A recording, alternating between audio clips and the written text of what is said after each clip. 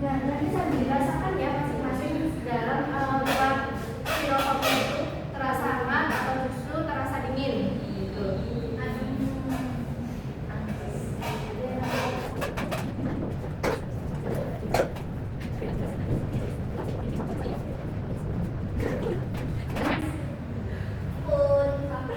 Sudah 1 detik.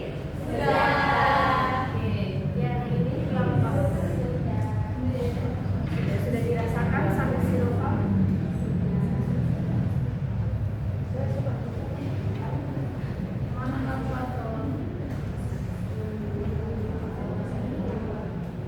Jadi peningkatan Jadi Bu. Oke. Nah, masing-masing kelompok boleh menuliskan perubahan suhunya.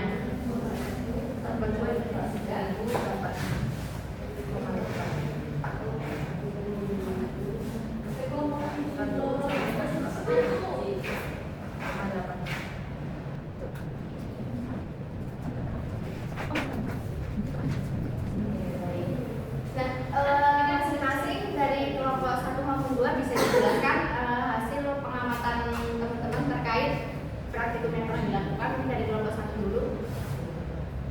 Apa yang terjadi? Jika masa uraian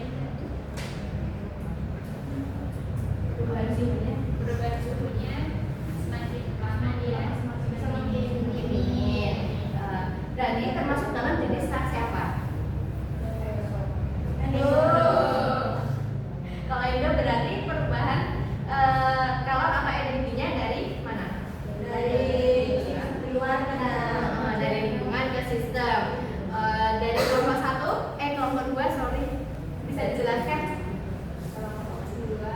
berdasarkan percobaan di mana awal itu suhu normalnya yang sebelum dimasukin deterjen suhu airnya itu di 26. Nah, terus setelah ditambah deterjen ternyata suhu itu meningkat jadi 30 derajat. Nah, tapi selama 110 ternyata 30 derajat. Ya, nanti setelah 30 derajat aja ya. Lalu jenis reaksinya kira-kira apa? Berdasarkan perhitungan Kenapa saudara?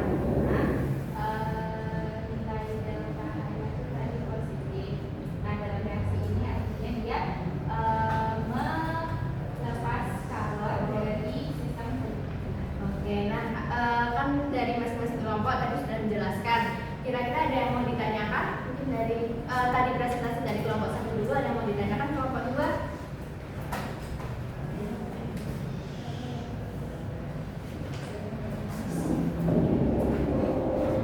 Gue mau tanya. Iya, boleh. Oh ya, kalau Bapak ya. Kalau ya maaf, sorry, lupa ya. Kalau masa uraian itu digandakan menjadi 30, kan tadi 15 ya. Misalkan jadi 30 itu dengan volume air yang sama itu, apakah suhunya tetap turun lebih drastis atau gimana? Ya, boleh dijawab jadi. Kalau dari kelompok 1 itu jika dikerjakan maka suhunya akan turun drastis karena penyerapan kalornya itu akan berbanding lurus dengan jumlah zat yang bereaksi.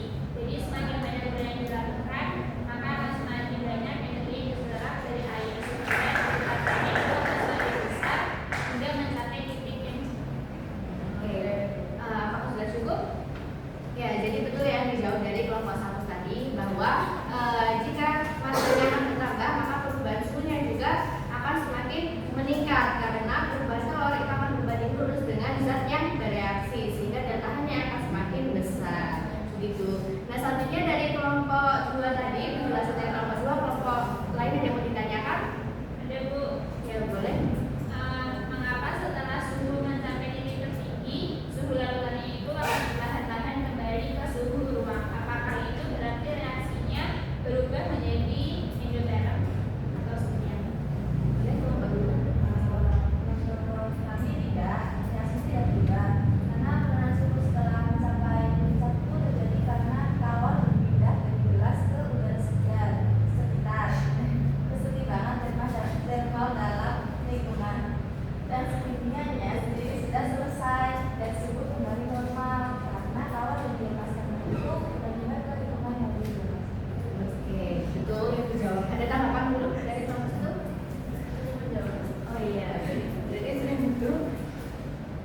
yang dijelaskan kelompok 2 tadi ya, bahwa tadi jika sudah selesai reaksi apakah akan menjadi reaksi endoterm, katanya exo.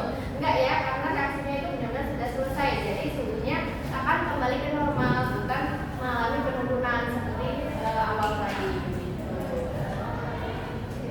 Nah selanjutnya di FKPD kan ada perhitungan, namun sebelum perhitungan ini di sini seperti yang dijelaskan sebelumnya minggu lalu ada dua tabel perbedaan mengurangi reaksi endoterm dan reaksi eksoterm, bahwa tadi yang kelompok 1 lakukan yakni reaksi endoterm. Kenapa begitu? Karena menunjukkan perubahan suhu yang dari menjadi turun, mengalami penurunan suhu, sehingga delta H produk itu akan lebih besar daripada delta H reaktan, sehingga kalau yang diserap itu dari lingkungan ke sistem begitu.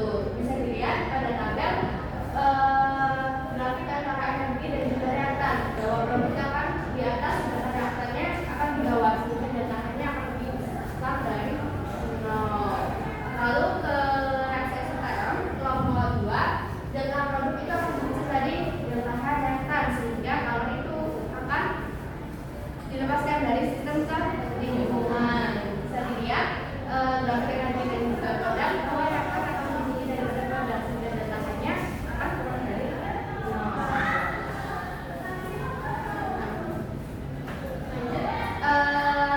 Kira-kira lalu apa reaksi pada urea dan juga deterjen dengan air?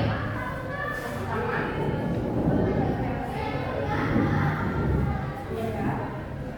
reaksi urea dengan air.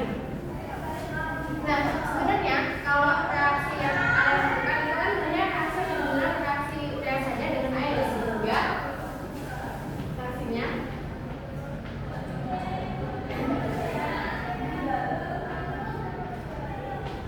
ini berbentuk solid atau padatan dari, lalu ditambah air atau liquid menjadi.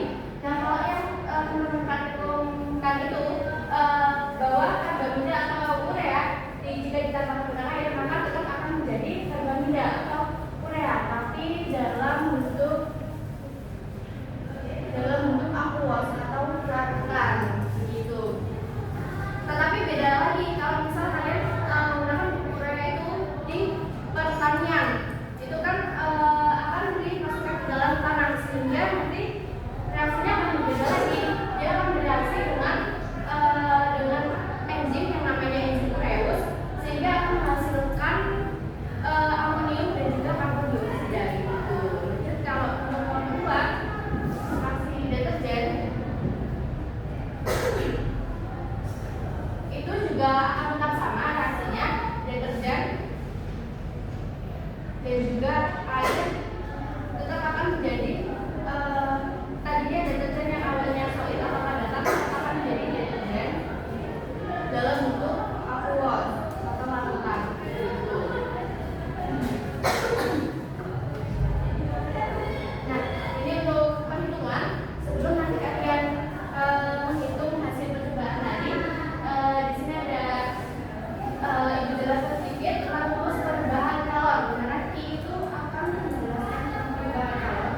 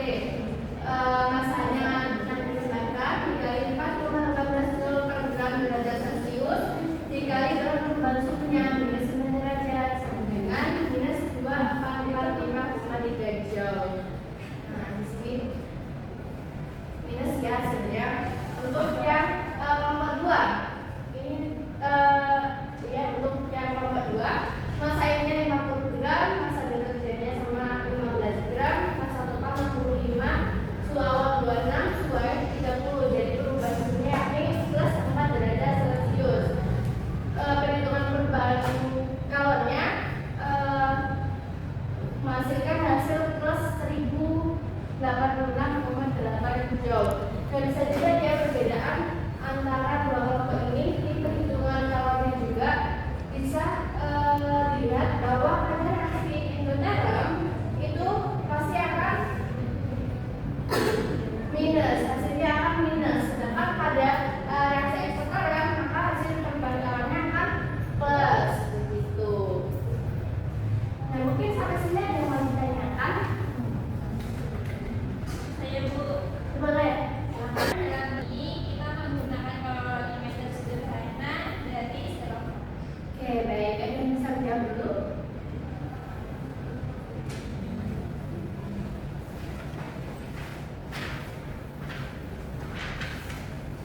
Ada yang bisa jawab?